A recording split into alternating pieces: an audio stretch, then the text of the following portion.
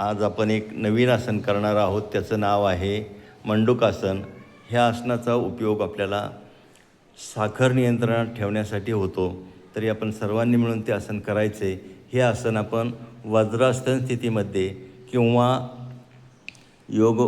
पद्मासनात दोन्हीही रित्या करता येतं.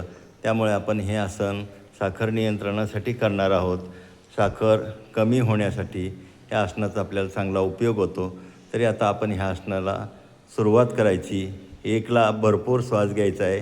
दोन्ही हाताच्या मुठी वळायच्या, पोटावरती नाभीजवळ ठेवायच्या थोड्या अंतरावरती आणि श्वास भरपूर घ्यायचा आहे. श्वास सोडत कमरेतून पुढं वाकायचे.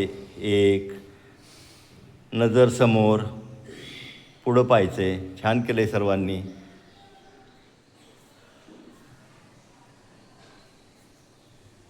जेवढा वेळ राहता येईल तेवढा वेळ राहायचं आहे. अशक्य वाटल्यास आसन माझ्या पूर्वपरवानगी सोडायचे.